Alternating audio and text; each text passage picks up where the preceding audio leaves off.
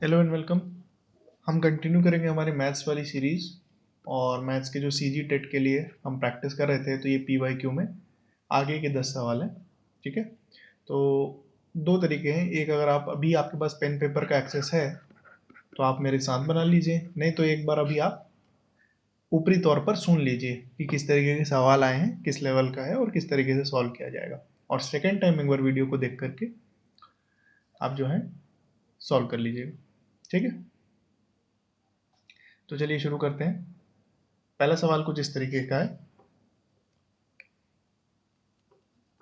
कि एक घनाभ के आधार का क्षेत्रफल ज्ञात कीजिए जिसका आयतन 900 मीटर क्यूब है और ऊंचाई 5 मीटर है। ठीक है।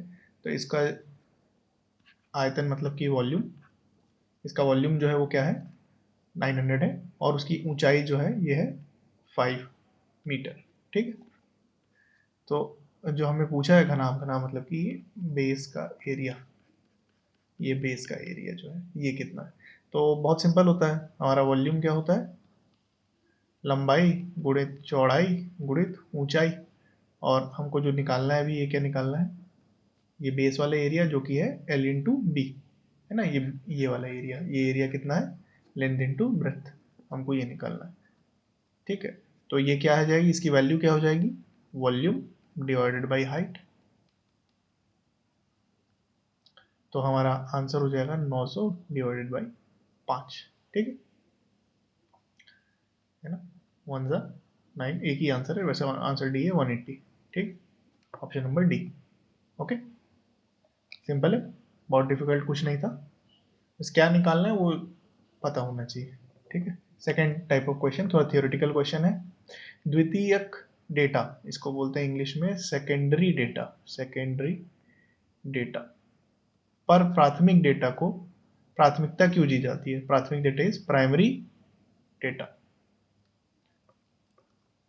ओके, प्राइमरी डेटा को प्राथमिकता क्यों दी जाती है, इसका एक संक्षिप्त और सटीक होता है, इसमें कोई त्रुटि नहीं होती, या अधिक विवरण दिखाता है। उपरोक्त में से कोई सही नहीं है, इसका आंसर है ऑप्शन सी, यह अधिक विवरण दिखाता है। देखिए, जब आप में से कई लोग होंगे जिनकी कभी जनगणना में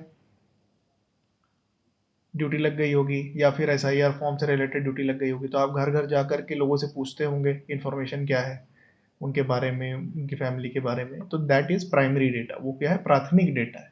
ठीक है, फर्स्ट हैंड डेटा जो आप अपने खुद से जा करके कलेक्ट कर रहे हैं। कोई साइंटिस्ट है, वो एक्सपेरिमेंटल साइट पे खुद कोई एक्सपेरिमेंट कर रहा है और उसके डेटा को कलेक्ट कर रहा है, तो वो प्राइमरी डेटा है। ठीक है। अब आपने सेंसस और एसआईआर का डेटा कलेक्ट किया, सभी जितने भी टीचर्स थे उनको ड्यूटी दी गई थी, उन्होंने अपना डेटा जो कलेक्ट किया था वो एसडीएम या फिर कलेक्टर को भेज दिया। जब वो सारा कलेक्टेड डेटा ये लोग देख रहे हैं, तो वो सारा जो सेकेंडरी लेवल डेटा हो जाएगा। ठीक है, सारे टीचर्स ने जो डेटा दिया उसका एक समराइजेशन जब वो देख रहे हैं, तो that is a secondary level data. ठीक है। तो उसको द्वितीयक डेटा बोलते हैं। और प्राथमिक डेटा आप समझ गए, फर्स्ट हैंड डेटा। तो प्राथमिक डेटा जो होता है उसमें अधिक विवरण होता है। ठीक है। त्रुटि नहीं होगी, इसकी कोई गारंटी नहीं होती है। भाई मैं झूठ बोल दूं कि मेरी उम्र क्या है, आप सेंसस डेटा लेने आए, तो संक्षिप्त और सटीक होता है, संक्षिप्त होने की कोई गारंटी नहीं हो सकती, डिटेल भी हो सकता है। ठीक है। तो आंसर नंबर सी है, यह अधिक विवरण दिखाता है। ओके,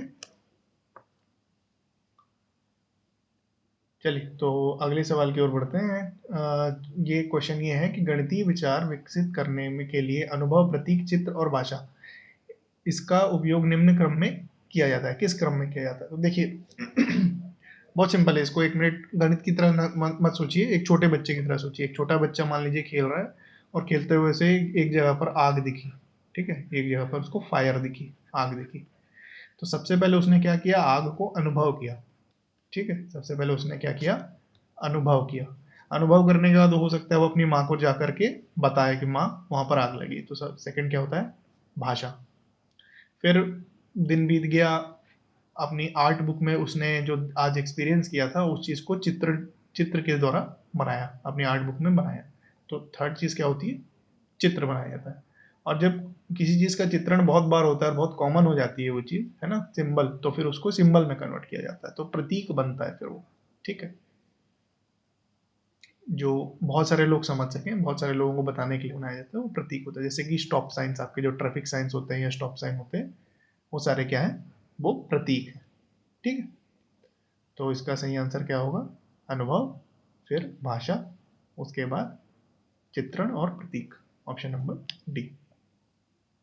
ठीक है, अगले सवाल की तरफ बढ़ते हैं। ये है क्वेश्चन नंबर 105। यदि किसी बेलन का व्यास 28 सेंटीमीटर और उसकी ऊंचाई 10 सेंटीमीटर है तो उस बेलन का आयतन कितना होगा?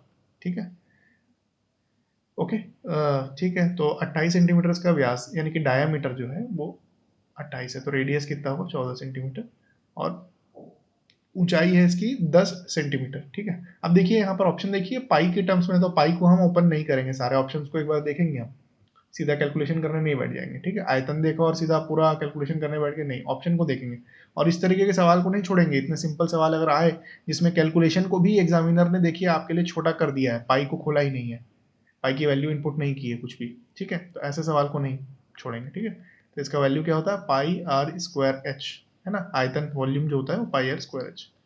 पाई की वैल्यू पाई रहने देंगे, जो रेडियस है वो 14, 14 का स्क्वायर इंटू 10। मैंने एक चीज़ नोटिस की है कि स्क्वायर बहुत जगह काम आ रहा है, तो एक मेरा सजेशन है कि 1 to 25 में जितने भी नंबर्स हैं उनके जितने भी स्क्वायर्स हैं उसको आप एक बार थोड़ा टिप्स पे रखेंगे, याद रखेंगे। ठीक है, तो 14 का स्क्वायर होता है 196 और इसकी वैल्यू होगी 1960 पाई। ठीक, ऑप्शन नंबर ए। सिंपल सवाल है, बहुत डिफिकल्ट कुछ भी नहीं है ना। चलिए, अब एक रेशियो प्रपोर्शन का है, अनुपात समानुपात का सवाल है। ए इज टू बी की वैल्यू 2:3 है, बी इज टू सी की वैल्यू 5:7 है, तो A is to B is to C की मान क्या होगा? ठीक है, तो देखिए बहुत सिंपल है, इसमें क्या होता है, जो कॉमन वैल्यू होती है, कॉमन वैल्यू जो होती है उसको देख लीजिए पहले। इसमें b है जो कि 2:3 है और इसमें b है जो कि 5:7 है, तो इसमें जो जो कॉमन वैल्यू है b की वैल्यू है 5, इसको इसमें मल्टीप्लाई कर दीजिए सारे नंबर से, और ये वाला जो कॉमन वैल्यू है उसको इन दोनों से मल्टीप्लाई कर दीजिए। ऐसा क्यों कर रहे हैं? क्योंकि हमको b को as a joining term, b को एज अ टर्म बनाना है, कॉमन टर्म बनाना है। b को हम कॉमन टर्म बनाए बिना कंपेयर नहीं कर सकते a to b, b to c का क्या, a to b to c क्या वैल्यू होगी। तो a to b to c की वैल्यू को सेम करने के लिए, सेम बनाने के लिए, मतलब कि कंपेरेबल बनाने के लिए हमको b की ऐसी वैल्यू चाहिए जो दोनों में ही कॉमन हो। ठीक है भैया, जैसे ये राम है, ये रमेश है, राम रमेश से की हाइट का एक अनुपात दे दिया गया है 2:3 है ना, रमेश और सुरेश की हाइट का एक अनुपात दे दिया गया है 5:7 है। अब राम और रमेश और सुरेश की तीनों का अनुपात निकालना है, तो कुछ एक कॉमन वैल्यू लेनी पड़ेगी ना, तो कॉमन टर्म्स के में हमको जो दोनों का एलसीएम है 3 और 5 है इसमें, तो 3 और 5 का जो एलसीएम है उसको उस वैल्यू में कन्वर्ट करना पड़ेगा। ठीक है, इतनी लंबी स्टोरी इसलिए बताई ताकि क्लैरिटी रहे। तो 2:3 को हमने 5 से मल्टीप्लाई किया, ये आपका a:b की वैल्यू आ जाएगी नहीं। ठीक है, और b:c को हमने 3 से मल्टीप्लाई किया, तो ये 7:5 इंटू 3 हो जाएगा। ठीक है, तो ये हो जाएगा 10:5 3 15, ये हो जाएगा 15:7 3 21। तो a:b की वैल्यू ये है, b:c की वैल्यू ये है, तो a:b:c की वैल्यू क्या होगी? 10:15:21। आंसर है ऑप्शन नंबर ए। ठीक है, आंसर है ऑप्शन नंबर ए। ठीक है, सिंपल है, बहुत डिफिकल्ट कुछ नहीं है।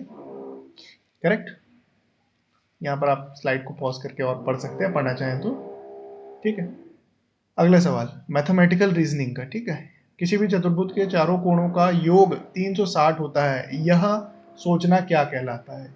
ये तो भैया जनरलाइजेशन है, दुनिया में कोई भी ऐसा चतुर्भुज होगा तो उसके चारों कोणों का योग जो होगा वो 360 डिग्री होगा, है ना, या अपकीकरण, इसको जनरलाइजेशन बोलेंगे। कोई भी मैं रैंडम ऐसे पॉलीगॉन बना लूँ 4 साइडेड का, है ना, चतुर्भुज बना लूँ, तो वो उसके एंगल्स का सम 360 डिग्री ही होगा। ठीक है, अब स्पेशलाइजेशन क्या होगा? एक कोई स्पेसिफिक चतुर्भुज, है ना, जैसे इसका 60 है, इसका 120 है, इसका 100, इसका कुछ और है 30 है मान लीजिए, और इसका जो बचा वो वैल्यू है, जो वैल्यू होगी, ठीक है, वो है। तो ये एक स्पेशलाइजेशन हो गया, ये एक स्पेशलाइजेशन हो गया। कंपैरिजन हो गया, इसको कंपेयर कर दिया, है ना, इसको कंपेयर करना। अगर हम ए बी सी डी वाले को एक और पॉलीगॉन से कंपेयर करते, ई एफ जी एच, इनके एंगल्स को कंपेयर करते हैं, that would be comparison. Assumption क्या हो जाता है, वो बीजगणित वाला, let X equals to something, इस तरीके से जब लिखते हैं तो वो अजम्पशन हो जाता है। जनरलाइजेशन मतलब कि एक थ्योरम टाइप का जो हमेशा ट्रू होगा। स्पेशलाइजेशन मतलब कि एक स्पेसिफिक कंडीशन। कंपैरिजन मतलब कि दो के बीच में कंपैरिजन। अजम्पशन मतलब कि बीज गणित में जो हम अज्यूम करते हैं। तो अब अगर जनरलाइजेशन का तो सवाल आ गया, अगले साल हो सकता है स्पेसिफिकेशन का आ जाए, है ना, विशिष्टीकरण का आ जाए, या तुलना का आ जाए, या पूर्व धारणा का आ जाए। तो वो सभी के लिए भी आपको अब समझ में आ गया ना कि कैसे करना है। ठीक है, ओके। चलिए, अब एक सिंपल सा सवाल, इस तरीके के सवाल जो अब अभी आप देख रहे हैं, इनको मिस नहीं करना है। ये आपके सिलेक्शन और नॉन सिलेक्शन के बीच की लक्ष्मण रेखा है, ठीक है, जो सिंपल सवाल है। अब आंकड़ों का वर्गीकरण स्थान या क्षेत्र के अनुसार किया जाता है तो उसे क्या कहते हैं? स्थान या क्षेत्र के अनुसार अगर कभी करेंगे तो बहुत सिंपल है, भौगोलिक वर्गीकरण करेंगे भाई, और क्या होगा। मान लीजिए आपने वार्ड, वार्ड में, आपके वार्ड में कितने बच्चे हैं जो स्कूल आ रहे हैं, वो निकाल लिया, या ब्लॉक लेवल पे ले लिया, या डिस्ट्रिक्ट के लेवल पे ले लिया, या कंट्री के लेवल पे ले लिया कि कितने बच्चे हैं जो प्राथमिक स्कूल में आते हैं या सेकेंडरी स्कूल में आ रहे हैं, जो भी है। ठीक है, तो ये सब क्या हो गया, भौगोलिक वर्गीकरण। बहुत सिंपल सवाल था, ठीक है, ओके। मात्रात्मक वर्गीकरण क्या होता? मात्रात्मक जैसे कि दूध में जो रेशियो और प्रोपोर्शन वाले जितने हैं, दूध में कितना पानी मिला है, 1:3 मिला है, तो ये मात्रात्मक हो गया टाइप से, ठीक है। या किसी एलॉय में आयरन इज टू एल्यूमिनियम का अनुपात 3:2 है, तो ये मात्रात्मक हो गया। गुणात्मक मतलब कि क्वांटिटी नहीं, गुण मतलब क्वालिटेटिव एनालिसिस, क्वालिटेटिव वर्गीकरण किसी का कर दिया जाए तो वो हो जाएगा गुणात्मक। जैसे एयर है, एयर में नाइट्रोजन होता है 70%, फिर ऑक्सीजन होता है आपका, है ना, 28%, कार्बन डाइऑक्साइड 1%, इस तरीके से हो जाएगा, तो ये गुणात्मक हो जाएगा। मात्रात्मक भी बोल सकते हैं, लेकिन एयर के गुण में ये परसेंटेज नहीं आएगा। तब जब हम इसके बारे में बात करेंगे, कॉन्स्टिट्यूएंट की बात करेंगे, तो गुणात्मक वर्गीकरण हो जाएगा। जब उसकी मात्रा के बारे में बात कर लेंगे तो मात्रात्मक हो जाएगा वो, ठीक है। कालानुक्रमिक मतलब कि ये टाइम सीरीज, टाइम के साथ कोई चीज कैसे चेंज हो रही है, समय के साथ। मान लीजिए कोई एक वैल्यू हो, एज हो, समय के साथ एज जो है वो बढ़ते जाती है ना, टाइम और एज, ये जो है किसी एज ऑफ अ ट्री है ना, और ये टाइम है, तो age of a tree time के साथ बढ़ते जाती है, तो ये कालानुक्रमिक वर्गीकरण। या स्टॉक मार्केट, अगर आप देखें, स्टॉक मार्केट का डेटा होता है, स्टॉक मार्केट का जितना भी डेटा होता है वो समय के हिसाब से किसी स्टॉक की वैल्यू बढ़ती है, फिर घटती है, फिर बढ़ती है, तो ये टाइम सीरीज का डेटा होता है, ठीक है, कालानुक्रमिक वर्गीकरण, ठीक है। चलिए, इसका आंसर था भौगोलिक। अब बाकी ऑप्शन भी आप समझ गए, तो बाकी ऑप्शन भी अगर सवाल में आएंगे तो उसको आप सॉल्व कर पाएंगे। लास्ट वीडियो में मैंने इस क्वेश्चन का आंसर आपको बताया था, अगर आपने लास्ट वीडियो देखा है तो प्रतिशत का डेटा आपको किस प्रकार के ग्राफ में सबसे अच्छा काम आता है, ये है पाई चार्ट। मैंने उस दिन भी चाय का एग्जांपल दिया था, चाय का एग्जांपल दिया था कि दूध मान लीजिए 70% है, शक्कर जो है उसमें 10% है, चाय पत्ती उसमें 20% डली हुई है, तो इस तरीके से जो है that is the pie chart में, जहाँ पे भी अनुपात के आप सॉरी परसेंटेज के टर्म्स में आपको बताना हो तो उसमें सबसे बेस्ट है पाई चार्ट, ठीक है। कितने बच्चे पास हुए, कितने बच्चे की सप्लीमेंट्री आई, कितने बच्चे प्रतिशत में फेल हुए, तो that is all your pie chart. Percentage related कुछ भी आएगा दैट इज पाई चार्ट, ठीक है। लाइन ग्राफ जो होता है आपका, जैसे स्टॉक मार्केट हो गया, है ना, जिस किसी की चीज की वैल्यू कितनी बढ़ी, किसी चीज की वैल्यू कितनी घटी, है ना। हिस्टोग्राम आपके हो गए, कंपेयर करना है आपको दो तीन एंटिटीज को, कि मैथ्स में कितना नंबर आ रहा है एवरेज बच्चों का, साइंस में कितना एवरेज आ रहा है ना, हिस्ट्री में कितना एवरेज नंबर आ रहा है, ये, ठीक है। तो इस तरीके से जो होता है वो हिस्टोग्राफ्स में, ग्राफ्स के, बार ग्राफ्स का, जहाँ पे भी बार ग्राफ्स यूज होते हैं, इसको बार ग्राफ बोलते हैं, जो भी यहाँ पे हमने ड्रॉ किया है इसको बार ग्राफ बोलते हैं, तो इसको हिस्टोग्राम के थ्रू करते हैं, ठीक है। फिर आपका आया अगला क्वेश्चन, आप इसमें पढ़ सकते हैं, देखिए हिस्टोग्राम जो है भीतर डेटा फ्रीक्वेंसी को दिखाता है, ठीक है, हिस्टोग्राम जो है फ्रीक्वेंसी को दिखाता है, लाइन ग्राफ जो है टेम्परेचर वगैरह हो गया, जो भी डेटा में बदलाव जितना है, स्टॉक मार्केट में प्राइस हो गया या टेम्परेचर में चेंज हो गया, तो ये सब जो होता है ये लाइन ग्राफ में होता है। I am very sorry for the sound, यहाँ कंस्ट्रक्शन का काम चल रहा है तो इसके लिए आई एम वेरी सॉरी अगर आपको आ रहा हो तो, बट क्या कर सकते हैं। एक त्रिभुज का क्षेत्रफल ज्ञात कीजिए जिसका आधार है 10 इंच, इंच हमेशा यूनिट ध्यान देंगे, इंच, और ऊंचाई है 7 इंच। ठीक है, तो इस त्रिभुज का क्षेत्रफल कितना होगा, क्षेत्रफल यानी कि एरिया, इसका एरिया होगा। एरिया का फॉर्मूला क्या होता है, देखिए जो हमको डेटा दिया है वो राइट एंगल ट्राइंगल का दिया है। ठीक है, तो हाफ बेस और उसका लंबाई गुणित ऊंचाई। ठीक है, ये 5 हो गया 35। 35 क्या, इंच का सेंटीमीटर स्क्वायर, इंच का स्क्वायर, इंच स्क्वायर। ठीक है, ऑप्शन नंबर ए। ठीक है, इंच स्क्वायर। ठीक है, नॉट सेंटीमीटर स्क्वायर। कुछ लोग हो सकता है हड़बड़ी में यूनिट ना देखें, बात के सवाल हो और सेंटीमीटर स्क्वायर मार दे, क्योंकि सेंटीमीटर करने की आदत हो गई। देखिए 3.5 इंच स्क्वायर, ये भी गलत है ना, मीटर तो है ही नहीं। ठीक है, सिंपल। अच्छा, ये तो हो गया हाफ बेस इंटू अल्टीट्यूड, ये आपका हो गया राइट एंगल ट्राइंगल का जो है फॉर्मूला। आप एक इक्विलेटरल ट्राइंगल, इक्विलेटरल ट्राइंगल जान रहे हैं, जिसके साइड्स की लेंथ बराबर होती है ना, 60 डिग्री वाला, जैसे मान लीजिए इक्विलेटरल ट्राइंगल, इसका अगर साइड ए है तो इसका जो एरिया होता है उसका फॉर्मूला कमेंट में बताइए। इक्विलेटरल ट्राइंगल का फॉर्मूला क्या होता है एरिया निकालने का। ठीक है, नेक्स्ट क्वेश्चन, यदि x की वैल्यू 1 है, y की वैल्यू 2 है, z की वैल्यू -3 है, तब इसकी वैल्यू का मान कीजिए। ठीक है, इसकी वैल्यू निकालनी है, कुछ नहीं, वैल्यू बस पुट कर दी नहीं। अब देखिए यहाँ पर x की वैल्यू 1 है तो 1 का क्यूब ले लो, 1 का स्क्वायर ले लो, कुछ मतलब पढ़ना नहीं है, तो इसको आप इग्नोर भी कर सकते हैं। तो इसको ऐसे लिख सकते हैं 2y minus 5y plus 2z, है ना। इसको लिख सकते हैं 2 इंटू 2 माइनस 5 इंटू वाई की वैल्यू भी 2 है प्लस 2 इंटू जेड। यहाँ पर आप इसको -3y भी लिख सकते थे, डजेंट मैटर। ठीक है, 4 माइनस 10, ओके -6। ओके, तो इसका आंसर है -12। इसका आंसर है ऑप्शन नंबर ए, -12। बहुत सिंपल सवाल था।